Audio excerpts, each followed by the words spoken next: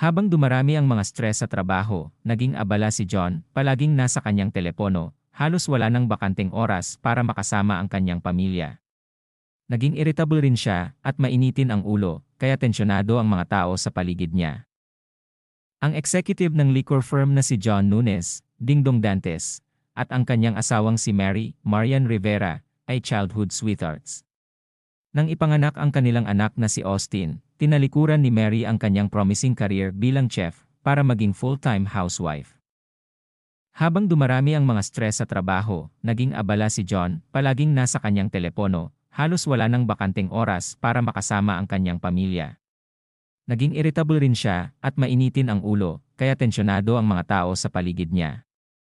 Isang gabi, ganap na hindi natuloy ang anunsyo ng pagreretiro ng amo at ninong ni John na si Sir Hermie, Ariel Ureta, sa gusto ni John.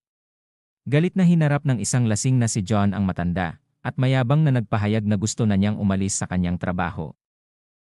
Ang sumunod na araw ay isang malaking kaganapan para kay Austin, Jordan Lim, ang pagtatanghal ng isang dula kung saan siya sumulat at gumawa ng mga kanta.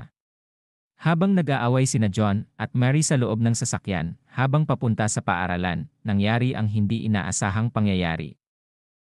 The fact that Dingdong Dantes and Marian Rivera were a real-life married couple made their on-screen love and chemistry effortless. Ito rin ay ginawa ang mga problema sa pag-aasawa na nararanasan nina John at Mary na mas mahirap at mas nakakasakit ng damdamin. Panoorin the way they played their heavy tragic scenes felt so intensely real. Acting citations are forthcoming. Ang kanilang nakaapekto na mga pagtatanghal ang nagbigay sa pelikulang ito ng espesyal na ningning na lampas sa pamilyar nitong plot.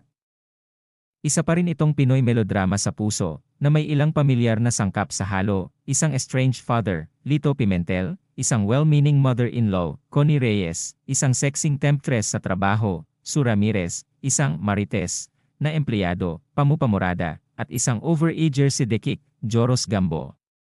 At pagkatapos, nariyan ang misteryosong elektrisyan ng paaralan na si Jess, Pep Herrera, na tinawag ng mga bata na Lods, isang palayaw na hindi ko eksaktong tagahanga.